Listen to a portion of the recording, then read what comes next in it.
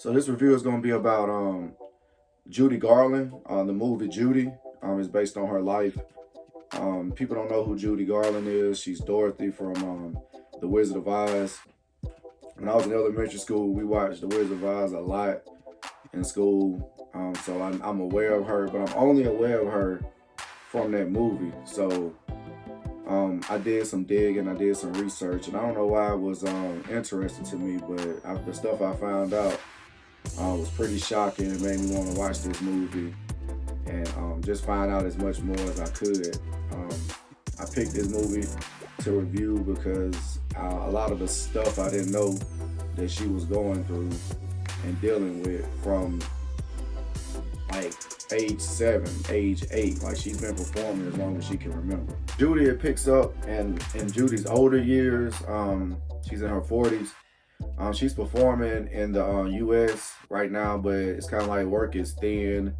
Not many people wanting to see her. I'm guessing like she just like at this point an aged act, what nobody really wants to deal with anymore. I'm pretty sure she was a child actor and a child singer and an adult singer too. I'm pretty sure at this point there have been like, more people, young people to come in and take that spot or that spotlight away from her. So this is the type of movie that we're dealing with, her dealing with the fact that she's probably, not probably, no longer on these people's wish list as far as one, that she's still getting work, but not as much as she's used to getting. Even the hotel that she's staying in, like, she's just getting a lot of hate.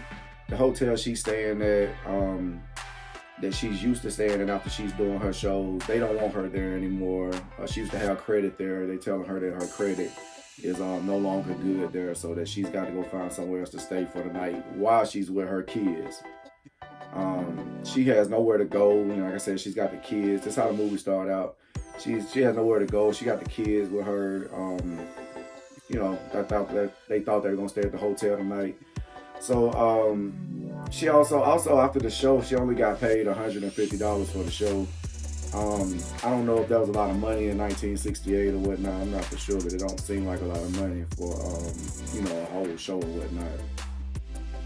She ends up taking her kids to their father's house, and they take a cab and take the kids to her father's house, and she's popping pills on the way to drop her kids off. And Judy has a long history with popping pills. This is something I found out when doing my research.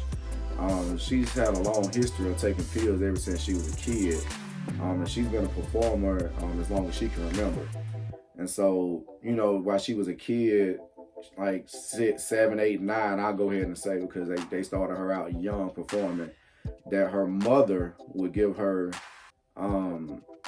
pills to kind of wake her up in the morning. I think they said amphetamines to wake her up in the morning. A child taking amphetamines to wake up so she can perform and be perky and alert and stuff like that. And then at the end of the night, they would give her like downer pills or sleeper pills. And this is like something that happened every day for her of her life growing up. So at this point in her life, in her 40s, it's pretty much all she knows. Judy has a hostile relationship with her husband. He doesn't think she's a fit mother because he knows about her pill addiction or her pill, problem or whatever. And also, he doesn't think that she's a fit mother, that he thinks that his kids are better off staying with him anyways because he's successful and he can take care of his kids. Judy is basically homeless at this point. She doesn't really have a place to stay. She can't really book work in the US anymore. But London is probably like the only place that's offering her like steady work and steady money. But she can't take her kids with her. That's the reason why they're staying with their dad while she goes to London and just try to get back on her feet, basically. As far as a performer, a singer, and stuff like that. She's thinking that she can go there, and get on her feet, make enough money to come back to the United States and live comfortably and get her kids back. That was her plan. She's basically spiraling at this point because she's, taking so many pills and she drinks a lot.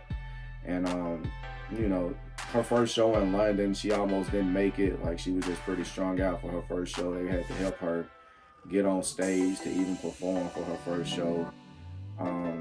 It's basically just a combination of depression and addiction that she's dealing with, and there's really not like nobody around her that wants to help or knows how to help her at this point. And they reflect on her childhood a little bit just to show, what she's been dealing with throughout her life. She was put on a strict diet to keep her in shape for TV. She basically was only allowed to eat like soups, chicken soup, and her pills, her uppers and downer pills. And I'm gonna emphasize her being a kid, just only eating soup and uppers and downers every day of her life. Like, I'm pretty sure this had a lot to do with how she's thinking and functioning at this point in her life. She gets really drunk for her second show in London. She gets pretty drunk for her second show in London, and she doesn't want to do the show. Of course, she's like just super depressed and down, I'm sure. Judy finds out that like there's still no, after the show, she finds out there's still no work, waiting for her back in the United States.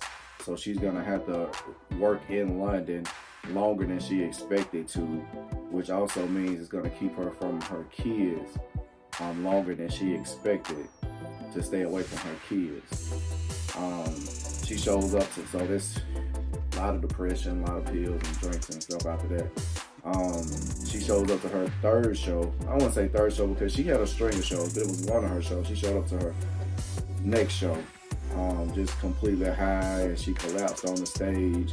And at this point, like I said, I feel like her star is fading, like nobody cares. So they start booing her, throwing stuff on the stage.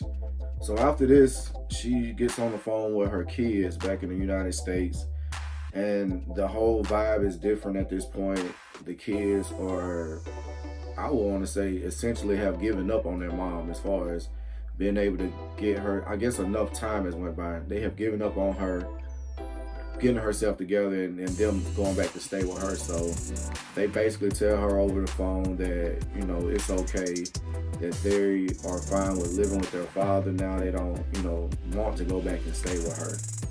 And them telling her that pretty much crushes her at that point, because they were her reason for coming to London, working. She really used them as a motivation in this movie to lift herself up and to work all these damn dates in London so she could get back and, have her family back. The fact that they don't really want that anymore is just more depression, I would say. It's more depression on her and more of a failure type of feeling for her. And I don't think she recovers from that. That's pretty much how the movie ends. They do say 6 months basically after that phone call that she died, and she was only 47 years old. So, short life, pretty tragic life too, that I was interested to find out about personally. I didn't know that she went through all this stuff, and I just know it's Dorothy from The Wizard of Oz. And so to find out that, her mom, fed her pills, against her will. They even did like a B-plot storyline that I really wasn't that interested in, but when you think about it, you can just see that directors of like movies and television shows that she was a part of, because her dad died, they became like her father figures, and they were like the worst kind of father figures, because they were trying to get her to do like not eat. They were trying to get her not to associate with other actresses and stuff like that. They were really treating her like an object, and not really a person. And the movie showed that as well. Another thing that grabbed my attention from this movie was Renee Zellweger. She played Judy Garland in this movie, and she killed that shit. It was like one of those Dark Knight, Heath Ledger type of performances. You don't even realize that it's Renee in the role. She becomes Judy. She just got the mannerisms down. She got the dialect down. She really, you could tell that she really studied for this role and really took it seriously and wanted to, I guess, make the family proud or just put on a good performance for the family. And I bet you that they appreciated it, because I'm telling you, you don't even see Renee in this movie. You just see Judy, and you're following Judy's life, and that's that's what you want. You know, when you're doing a biopic or you're doing a retelling of somebody's life, you don't want, you know, Miguel the actor or whoever watching this, you know, the actor. You want to see the person that you're trying to portray, and she did that really well. Yeah, so if you're into biopics, retellings, or if you just want to know, you know, more about the girl from The Wizard of Oz, that's where I came from. It's a good movie. It's a tragic movie. It's a sad movie, but it's the truth of her life.